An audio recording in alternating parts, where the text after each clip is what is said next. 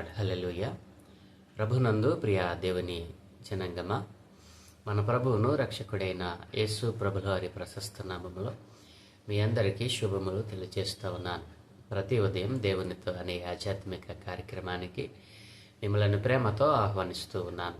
నేటి వాక్య ధ్యానముగా ఆదికాండము 6వ అధ్యాయము 13వ వచనము నుండి మరి దేవుని వాక్యాన్ని చదువుకొని ధ్యానం చేసుకుందాం.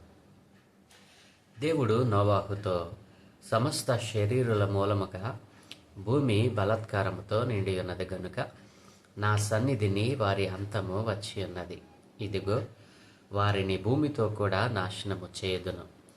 సితిసారకపు మ్రానుతో నీ కొరకు వాడను చేసుకొనుము. అరలు పెట్టి ఆ వాడను చేసి లోపటనో వెలుపటనో దానికి కీలు పూయవలెను. నీవు దాన్ని చేయవలసిన విధము ఇది. ఆ ఓడ 300 మూరల పొడుగును, 50 మూరల వెడల్పును, 30 మూరల ఎత్తును గలదై ఉండవలెను. ఆ ఓడకు కిటికీ చేసి పైనుండి మూరెడు క్రిందికి దాన్ని ముగింపవలెను. ఓడ తలుపు దాని ప్రక్కన ఉంచవలెను. క్రింది అంతస్తు 2వ అంతస్తు 3వ అంతస్తు గలదిగా దానిని చేయవలెను. ఇదిగో, నేనే జీవవాయువు గల సమస్త శరీరులను ఆకాశము క్రింద నుండకుండా నాశనము చేయుటకు భూమి మీదికి జలప్రవాహము రప్పించుచున్నాను. లోకమందున్న సమస్తమును చనిపోవును. అయితే నీతో నా నిబంధన స్థిరపరచుదును. నీవును, నీతో కూడా నీ కుమారులను, నీ భార్యయు, నీ కోడండ్రును ఆ వాడలో ప్రవేశింపవలెను.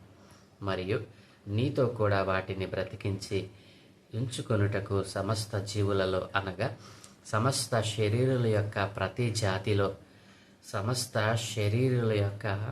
ప్రతి జాతిలో నీవి 2 చొప్పున నీవు వాడలోనికి తేవలెను. వాటిలో మగదియు ఆడదియు ఉండవలెను. నీవు వాటిని బ్రతికించి ఉంచుకొనుటకై వాటి వాటి జాతుల ప్రకారము పక్షులలోను, వాటి జాతుల ప్రకారము జంతువులలోను, వాటి జాతుల ప్రకారము నేలను ప్రాకు వాటన్నిటిలోనూ ప్రతి జాతిలో 2 చొప్పున నీ యొద్దకు అవి వచ్చును. మరియు తినుటకు నానా విధములైన ఆహార పదార్థములను కూర్చుకొని నీ దగ్గర ఉంచుకొనము. అవి నీకును వాటికిని ఆహారము అగునని చెప్పాను. నోవాహు అట్లు చేసెను. దేవుడు అతనికి ఆజ్ఞాపించిన ప్రకారము యావత్తు చేసెను. ఆమేన్. ప్రభునందు ప్రియ దేవుని పిల్లలారా, చదవబడిన లేఖనము నిమిత్తమై ప్రార్థన చేద్దాం. ప్రతి ఉదయము మమ్మలను కాచి కాపాడుతున్న మా గొప్ప తండ్రి, మీ ఘనమైన ఉన్నతమైన నామానికి స్తోత్రాలయ. ఈ దినము కూడా మీరు మాకు అనుగ్రహించినందుకే వందనాలు తండ్రి. ఈరోజు మేము ధ్యానం చేయుట కొరకు చదువుకున్న ఈ లేఖన భాగాన్ని మా కొరకు దీవించండి. ఈ లేఖన భాగంలో నుండి కొన్ని ఆత్మీయ మాటలు మీరే మాకు బోధించి నేర్పించమని యేసయ్య నామమున అడుగుచున్నాను తండ్రి. ఆమేన్. ప్రభునందు ప్రియ దేవుని పిల్లలారా, 6వ అధ్యాయము ఆదికాండములో దేవుడు భూమి మీద నరులు విస్తరించారు అని, మరి ఆ విస్తరించిన నరులు ఎలా జీవించారో మరి ఆయన ఇక్కడ తెలియచేస్తూ ఉన్నాడు. మరి వారు బలాత్కారులుగా, మరి దేవునికి అవిధేయులుగా బ్రతుకుతూ ఉన్నారు, భూమిని నిండించారు అని దేవుడు వారిని బట్టి సంతాపము నొందాడు. లోబడిన ప్రజల వైపు నా చేతులు చాస్తున్నానని చెప్పిన దేవుడు మరి ఇక్కడ భూమి మీద బలాత్కారముతో, మరి చెడిన హృదయముతో, చెడ్డ ఆలోచనలతో, కేవలము ఊహలు సహితము పాడు చేసుకున్నటువంటి జనాంగముగా మరి భూమి మీద నరులు విస్తరించినప్పుడు దేవుడు అన్నాడు కదా, మరి 12వ వచనంలో, దేవుడు భూలోకమును చూచినప్పుడు అది చెడిపోయి ఉండెను. భూమి మీద సమస్త శరీరులు తమ మార్గమును చెరిపివేసుకుని ఉండిరి. దేవుడు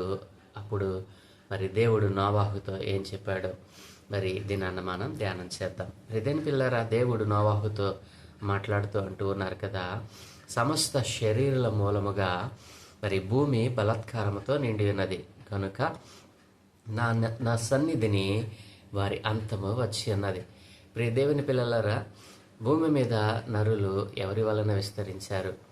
ఆ దేవుని కృప వలనే విస్తరించారు.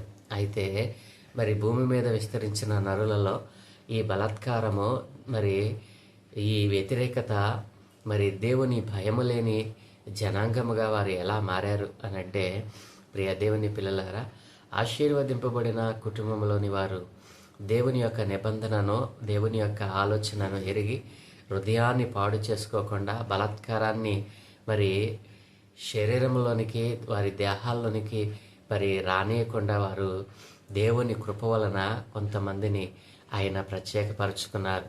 దేవుని కృప పొందిన ప్రతి వారు దేవునికి విధేయులుగా బ్రతికారు. దేవుని కృప కిందకు రాకుండా మరి అనేక మంది ఈ భూమి మీద విస్తరించారు. వారే బలాత్కారులుగా, మరి హృదయము చెడిన వారిగా, కేవలము వారి ఊహల సహితము పాడు చేసుకున్న వారిగా ఆ దినాన సమస్త శరీరులు మారిపోయారట. ఇదేని పిల్లరా, మరి సమస్త శరీరులను నాశనం చేస్తున్న దేవుడు మరి ఇక్కడ ఒక వ్యక్తిని మనకు పరిచయం చేశాడు. ఆయన నోవాహుని ఎందుకు మరి నాశనం చేయలేదు అని అంటే, నోవాహు దేవుని కృపను పొందినవాడు. 6:8 దేవుడు ఏమన్నాడు, మరి అయితే నోవాహు యెహోవా దృష్టి యందు కృప పొందినవాడు. ప్రియమైన పిల్లరా, మరి దేవుని కృప పొందిన వానిని ఆయన ఏ రీతిగా రక్షిస్తాడు, మరి ఇక్కడ మనం నోవాహు జీవితంలో నుండి నేర్చుకోవచ్చును. ప్రియమైన పిల్లరా, నోవాహు దేవునితో నడిచాడు. ఆ చెడిపోయినటువంటి ఆ భూమి మీద ఆయన ఉన్నాడు. కానీ మరి వారిలాగా బలాత్కారంతో నిండిపోలేదు. తన హృదయంలో చెడ్డ ఆలోచనలు ఉంచుకోలేదు. హృదయం నుండి దేవుని యొక్క నిబంధనను, దేవుని ఆలోచనలు ఉంచుకున్నాడు. మరి తాను ఉంచుకోవటమే కాదు, తన కుటుంబం అంతటిని కూడా ఆయన కాచుకున్నాడు. దేవుని కృపకు తన కుటుంబాన్ని మరి అప్పచెప్పాడు. దేవుని కృపలో కుటుంబం అంతా క్షేమపరచబడింది. ప్రియమైన పిల్లారా, నోవాహుకు కుమారులు ఎప్పుడు పుట్టారు? 500 సంవత్సరాలకి మరి షేము, హాము, యాపేత్ అనే 3 కుమారులు పుట్టారు. మరి ప్రియమైన పిల్లలారా, అలాంటి కుటుంబాన్ని మరి దేవుడు తన కృపచేత రక్షించాడు. మరి దేవుడు అలాంటి కృపచేత రక్షించుకున్న ఆ కుటుంబంతో దేవుడు మాట్లాడుతున్నాడు కదా, సమస్త శరీరుల మూలముగా భూమి బలాత్కారముతో నిండి ఉన్నది గనుక నా సన్నిధిని వారి అంతము వచ్చి ఉన్నది. ఈ మాట దేవుడు ఎందుకు పలకవలసి వచ్చింది? దేవుడు అన్యాయస్తుడు ఎంత మాత్రమనో కాదు. ఎవరి పాపం అయితే పరిపూర్ణమవుతుందో వారికి మాత్రమే దేవుడు తీర్పు తీరుస్తాడు. అంతేకాని ఈ రోజున మరి తెలుసో తెలియకో ఏదో పాపములో మరి పరిశుద్ధతగా జీవించి ఒక్క క్షణములో ఏదో తెలియకుండా మరి మనము ఊహించకుండా ఒక చిన్న పాపం చేస్తే వెంటనే దేవుడు తీర్పు తీర్చే దేవుడు మన దేవుడు కానే కాదు. ఎవరి పాపమైతే ఆయన సన్నిధిలో పరిపూర్ణమవుతుందో వారికి తీర్పు తీర్చడం, మరి తీర్పు తీర్చినట్లుగా బైబిల్ గ్రంథం తెలియజేస్తూ ఉంది. కాబట్టి ప్రియమైన పిల్లారా, భూమి మీద విస్తరించిన సమస్త శరీరుల పాపము మరి దేవుని సన్నిధిని ఏమైందంటండి, పరిపూర్ణమైన కారణాన్ని బట్టి దేవుడు వారి మీదకి ఉగ్రతను తెస్తానంటున్నాడు. మరి దేవుడు మాట్లాడుతుంటున్నాడు కదా, నా సన్నిధిని వారి అంతము వచ్చి అన్నది, ఇదిగో వారిని భూమితో కూడా నాశనము చేదునంటున్నాడు. ఇదేని పిల్లరా, కృప పొందిన ఒక్క నోవాహు కుటుంబం తప్ప మిగతా వారందరూ కూడా వారి యొక్క పాపము పరిపూర్ణమైపోయింది. దేవుని సన్నిధిలో తీర్పు బయలుదేరింది. అందుకే కృప పొందిన ఆ కుటుంబంతో మరి ఆ కుటుంబంలోని యజమానుడైన నోవాహుతో దేవుడు అంటున్నాడు కదా, సితిసారకపు మ్రానుతో నీ కొరకు వాడను చేసుకునము. అరలు పెట్టి ఆ వాడను చేసి లోపటను వెలుపటను దానికి కీలు పూయవలెను. నీవు దాన్ని చేయవలసిన విధము ఇది అని దేవుడు ఆ కృప పొందినటువంటి నోవాహుతో దేవుడు చెప్తా ఉన్నాడు. మరి సమస్త శరీరాలను నేను నాశనం చేయబోతా ఉన్నాను, కాబట్టి నీ కొరకు ఓడను తయారు చేసుకో. అది ఎలా చేయాలో ఆయన దేవుడు మరి నోవాహుతో చెప్తా ఉన్నాడు. ఆ ఓడ 300 మూరల పొడుగును, 50 మూరల వెడల్పును, 30 మూరల ఎత్తును గలదై ఉండవలెను. ప్రియమైన పిల్లరా, దేవుడు ఒక పనిని మనకు అప్పగించినప్పుడు అది ఇలా అలా చేయని చెప్పి ఊరుకోడు. దానిని ఖచ్చితత్వాన్ని మరి అది ఎలా తయారు చేయాలో, అది ఎలా రూపింపబడాలో ఒక ఖచ్చితమైన కొలతలతో దేవుడు నోవాహుతో ఇక్కడ చెప్తా ఉన్నాడు. ప్రియమైన పిల్లలారా, ఆ ఓడ 300 మూరల పొడుగును, పొడుగు ఎంత అండి? 300 మూరల పొడుగు, 50 మూరల వెడల్పు 30 మూరల ఎత్తుగలదై ఉండవలెను అని దేవుడు ఆ యొక్క ఓడకు మెజర్మెంట్స్ని ఇస్తూ ఉన్నాడు. అవును, దేవుని ఉద్దేశమో దేవుని ఆలోచన ఎంత మరి ఖచ్చితత్వంగా ఉంటుందో అలాగనే దేవుని మాట కూడా అంతే ఖచ్చితత్వం అండి. బైబిల్లో రాయబడిన ప్రతి పేరా, ప్రతి లైను, ప్రతి మాట, ప్రతి పొల్లు పరిశుద్ధమైనది. ఆ మాటను మనం నోటితో ఉచ్చరించడం చేతనే మనలో మరి జీవధారలు బయలుదేరతాయి, మనలో జీవం ఉప్పొంగుతుంది, మన ఆత్మ ఉప్పొంగుతుంది. ప్రియదేని పిల్లరా, మరి దేవుడు ఎంత ఖచ్చితంగా ఆ వాడను తయారు చేయాలో నోవాహుతో చెప్తా ఉన్నాడు. అంతేకాదు ఆ వాడకు కిటికీ చేసి పైనుండి మూరెడు క్రిందికి దానిని ముగించవలెను. వాడ తలుపు దాని ప్రక్కన ఉంచవలెను. క్రింది అంతస్తు, రెండవ అంతస్తు, మూడవ అంతస్తు గల దానిని చేయమన్నాడు. ఆ వాడ ఎలా నిర్మించబడాలి? ఆ వాడలో 3 అంతస్తులు ఉండాలి. మొదటి అంతస్తు, రెండవ అంతస్తు, మూడవ అంతస్తుగా ఆ వాడను నీవు తయారు చేయాలి అని దేవుడు చెప్తా ఉన్నాడు. 17వ వచనము, ఇదిగో నేనే జీవవాయువు గల సమస్త శరీరులను ఆకాశము కింద ఉండకుండా నాశనము చేటుకు భూమి మీదకి జల ప్రవాహము రప్పించుచున్నాను. లోకమందున్న సమస్తమును చనిపోవును అని దేవుడు చెప్తా ఉన్నాడు. మరి జీవవాయువు కలిగిన ఇదిగో నేనే జీవవాయువు గల సమస్త శరీరులను ఆకాశము కింద ఉండకుండా వారిని నాశనం చేస్తానంటున్నాడు. ఎలా? జల ప్రవాహం రప్పించి, జల ప్రళయము రప్పించి వారిని నాశనం చేస్తానంటున్నాడు అని చెప్పి దేవుడు అంటున్నాడు కదా. అయితే నీతో నా నిబంధన స్థిరపరుస్తాను. ఈ మాట చాలా శ్రేష్టమైనదండి. నీతో నా నిబంధన స్థిరపరుస్తాను. ఏమిటి ఆ నిబంధన అనంటే, ప్రియదేని పిల్లరా, గతంలో నేను చెప్పాను, మరి దేవుడు మరి తాను ఆశీర్వదించిన కుటుంబము, తను ఆశీర్వదించినటువంటి మానవుని, నరుని ఆయన నశింపచేయడు. ఎందుకంటే అనాది కాలంలోనే ఆయన ఒక సంకల్పమును, ఉద్దేశాన్ని కలిగి తన రూపముల మానవుని చేసుకున్నాడు. ఆ కారణాన్ని బట్టి మరి భూమి మీద విస్తరించిన నరులు ఆయనకు అనుకూలంగా లేకుండా తమ్మను తామే మరి పాడు చేసుకున్నారు. ఒక మార్గాన్ని దేవుడు మన ముందు ఉంచుతాడు. ఒక మంచి మార్గాన్ని దేవుడు మన ముందు ఉంచి ఆ మార్గంలో నడవండి అని చెప్తాడు. ఆ మార్గంలో నడవకుండా ఆ మార్గంలో అటు ఇటు తొలగిపోయినటువంటి వారిని మరి దేవుడు భూమి మీద ఉండకుండా మరి తీసివేస్తానని చెప్తూ మరి అంటున్నాడు కదా. ఇక్కడ దేవుడు తన అనాది సంకల్పాన్ని తెలియజేస్తూ ఉన్నాడు. మనము ఒక్కరిలో నుండి వచ్చామనటానికి ఈ యొక్క ఉదాహరణలే చాలా శ్రేష్టమైనవి. అవును, ఆదాములో నుండి మనందరము వచ్చాము. ఆదాములో నుండి వచ్చినటువంటి ఆశీర్వదింపబడిన కుటుంబంలో నుండి నోవాహు కూడా రాగలిగాడు.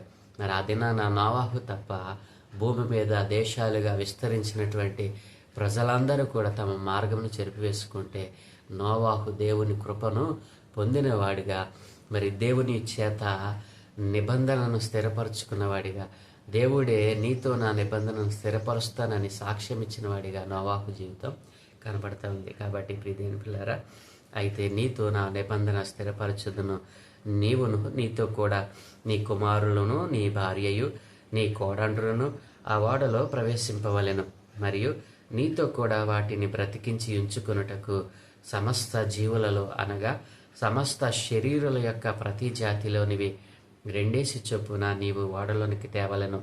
వాటిలో మగదియు ఆడదియు ఉండవలెను. ప్రియదేని పిల్లరా, చాలామంది మరి దేవుని యొక్క వాక్యాన్ని మరి వాక్యపు లోతులలోనికి, వాక్యములోనికి మరి లోపలికి వెళ్లకుండా పైపైన చదివేసి దేవుడు మరి ఆ రోజు భూమిని దానిలోని సమస్తమును జలప్రళయము ద్వారా నశింపజేశాడు కదా.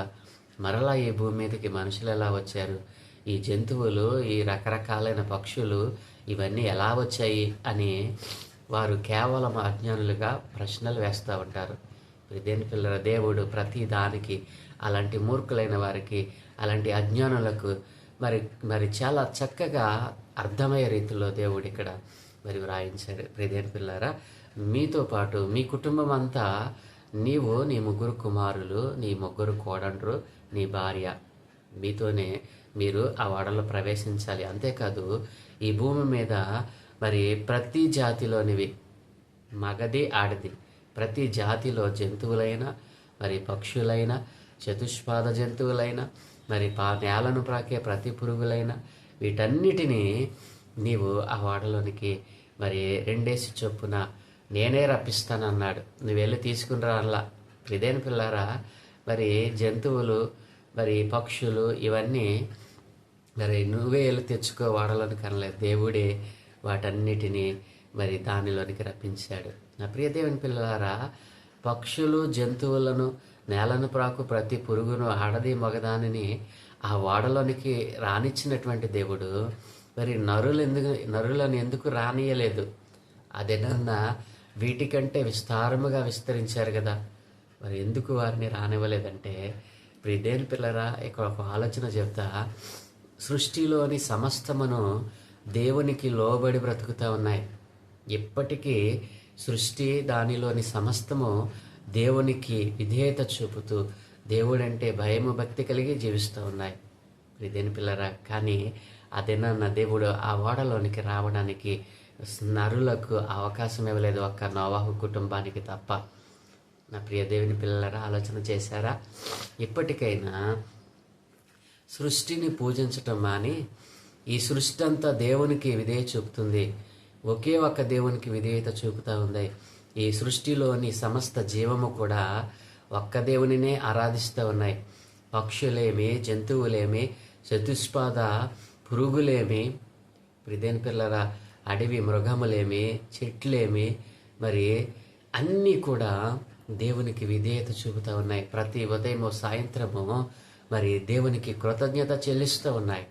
భూమి పుట్టినది మొదలు వాటి ఉత్పత్తి ప్రారంభమైన దగ్గర నుంచి ఇప్పటి వరకు అవి దేవునికి విధేయులుగానే బ్రతుకుతూ ఉన్నాయి. కానీ పుట్టిన దగ్గర నుంచి, దేవుడు భూమి మీద అవకాశం ఇచ్చిన దగ్గర నుండి విధేయత చూపకుండా, మార్గంలో నడవకుండా మరి అవిధేయులుగా బ్రతుకుతున్న వారు ఒక్క మానవులే, ప్రియదేని పిల్ల. అందుకే కృప పొందిన ఒక్క నోవాహు తప్ప, తన కుటుంబము తప్ప మరి ఎవరిని ఆ రక్షణ వాడలోనికి దేవుడు రానియలేదండి, ప్రియదేని పిల్లరా. మరి సమస్త మరి పక్షులలోనూ వాటి వాటి జాతుల ప్రకారము నీవు వాటిని బ్రతికించి ఉంచుకొనుటకై, వాటి జాతుల ప్రకారము మరి పక్షులలోను, వాటి జాతుల ప్రకారము జంతువులలోను, వాటి జాతుల ప్రకారము నేలను ప్రాకు వాటన్నిటిలోనూ ప్రతి జాతిలో 2 చొప్పున నీ యొద్దకు అవి వచ్చును అన్నాడు దేవుడు. నీవే తీసుకునిరా అనలేదు. కాబట్టి ప్రియదేని పిల్లల, దేవుడే వాటిని రానిచ్చాడు. అంటే జలప్రళయము తరువాత అవి నోవాహు ద్వారా ఈ భూమి మీద మరలా అవి విస్తరించాయి అని మనకి ఇక్కడ తేటగా అర్థమవుతా ఉంది. 21వ వచనంలో, మరియు తినుటకు నానా విధములైన ఆహార పదార్థములను కూర్చుకొని నీ దగ్గర ఉంచుకొని అవి నీకును వాటికి నీ ఆహారమగునని చెప్పాను. నోవాహు అట్లు చేశాను.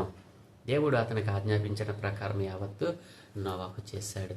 దేవుని కృప పొందినవాడు దేవుడు ఏది చెప్తే అది చేస్తాడు. ఈ రోజున ఆయన కృప పొందినవానిగా నీవు, నీ కుటుంబం ఉందా? నా ప్రియ దేవుని పిల్లలు, ఆ రోజున మరి సమస్తమును కూడా ఆయన జలప్రళయము ద్వారా నాశనం చేస్తానని చెప్పిన దేవుడు, ఎవరి పాపం అయితే పరిపూర్ణమవుతుందో వారి మీద దేవుని తీర్పు వస్తుంది. జాగ్రత్త, పాపము పరిపూర్ణమైపోతా ఉందేమో. నీ పాపము పరిపూర్ణము కాకముందే ఆ సర్వాధికారి దేవుని దగ్గర నీ పాపమును ఒప్పుకో. నీవెంత ఘోర పాపివైనా ఆయన తన చేతులు చాచి పిలుస్తూ ఉన్నాడు. ఎవరో తెలుసా? నేను ప్రకటిస్తున్న నజరేయుడైన యేసుక్రీస్తు ప్రభుల వారు. దేవునికి స్తోత్రం చెప్దాం. ప్రియదేని పిల్లరా, ఆయనంత ప్రేమమయుడు. ఈ రోజున మరి నోవాహు కుటుంబము దేవుని కృప పొందిన కారణంగా ఆ ఓడలోనికి వారికి అవకాశం లభించింది. దేవుడు ఖచ్చితత్వముగా ఆయన ప్రతి మానవునికి, ప్రతి జీవికి ఆయన తీర్పు తీరుస్తాడు. ఎవరి పాపమైతే మరి పరిపూర్ణమవుతుందో ఆయన సన్నిధిలో నుండి తీర్పు బయలుదేరుతుంది. జాగ్రత్త. ఇప్పుడైనను నోవాహు కృప పొందిన వాడిగా ఎలా రక్షణ వాడను మరి అవకాశం పొందుకున్నాడో, రక్షణ వాడలోనికి మరి వెళ్ళటానికి అవకాశం పొందుకున్నాడో, ఆ రక్షణ వాడ ఇప్పటికీ నీ కొరకు సిద్ధంగా ఉంది. నా ప్రియ దేవుని పిల్లలారా, ఇంకాను నీవు రక్షింపబడలేదేమో, నీ రక్షణ మరి ఇంకా ఆలస్యం చేస్తూ ఉన్నావేమో. ఈ రోజునే ప్రభు దగ్గర నీవు ఒక నిర్ణయం చేయి. నోవాహు ఏ రీతిగా మరి ఆ జలప్రళయంలో నశించకుండా దేవుని కృప పొందిన వాడిగా, దేవుని నిబంధనను తనతో చేసుకున్నవాడిగా, దేవుడే తనతో నిబంధన చేసుకున్నవాడిగా, నిబంధనను స్థిరపరచగలిగినటువంటి ఆ భక్తిని, విశ్వాస్యతను ఆ దినాల్లో సంపాదించుకున్నవాడిగా నోవాహు కనపడతా ఉన్నాడు. నీ పాపము ఒకవేళ దేవుని సన్నిధిని పరిపూర్ణమైపోయిందేమో, ఇక నీ దినములు ముగించబడతా ఉన్నాయేమో. జాగ్రత్త, నీ దినములు ముగించబడకముందే నీవు మారు మనసు పొందు. నేను ప్రకటిస్తున్న సర్వశక్తి కలిగిన దేవుని నామాన్ని తెలుసుకో. ఆయన నామములో నీవు రక్షింపబడి రక్షణ వాడలోనికి నీవు నీ కుటుంబము రావాలని ఆయన ఆశపడతా ఉన్నాడు. అలాగనే నేను కూడా ఆశపడతా ఉన్నాను. ప్రియ దేవుని పిల్లలారా, మరి ఈ రీతిగా నోవాహు మరి రక్షణ వాడలోనికి మరి దేవుని చేత మరి ప్రవేశింపబడ్డాడు.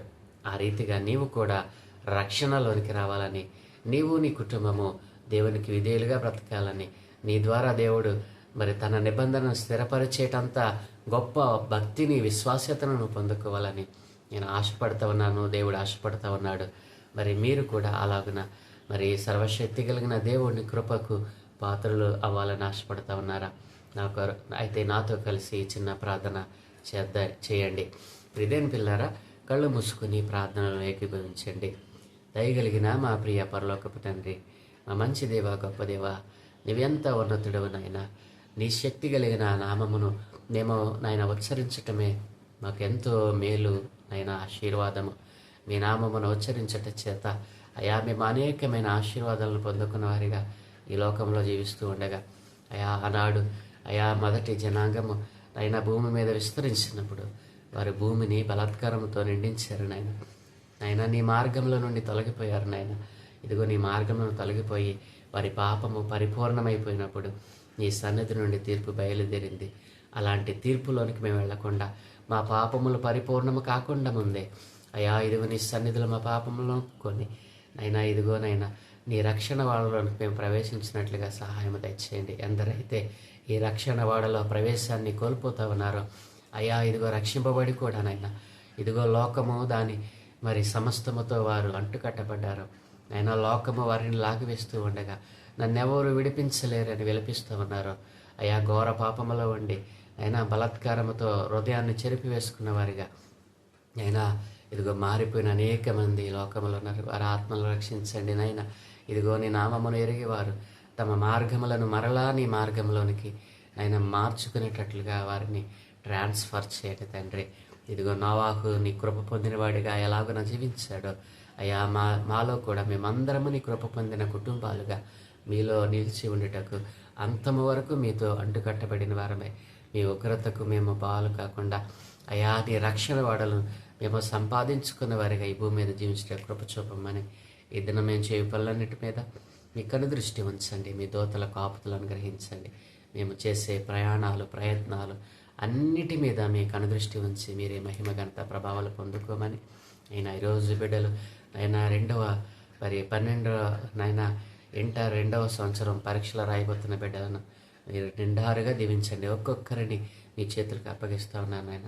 ఈరోజు ఎందరైతే పరీక్షలు రాయిపోతూ ఉన్నారో వారందరూ సంవత్సరం అంతా చదివిన దానిని ఈరోజు పేపర్ మీద పెట్టబోతూ ఉండగా మంచి జ్ఞానమును, వివేకమును, బుద్ధిని ఇదిగో ప్రార్థనతో వారు పరీక్షను ప్రారంభించి ప్రార్థనతో దానిని ముగించడానికి కృప చూపమని నా పిల్లలందరూ మంచి ఉత్తీర్ణత సాధించి నీ సన్నిధిలో సాక్షులుగా నిలబెట్టుకోమని ఈరోజు పరీక్ష రాస్తున్న ప్రతి బిడ్డను మీ చేతులకు అప్పగిస్తూ మీరే మహిమ పొందుకోమని యేసయ్య పరిశుద్ధ నామమున ప్రార్థించి వేడుకుంటూ ఉన్నాను తండ్రి. ఆమేన్, ఆమేన్, ఆమేన్.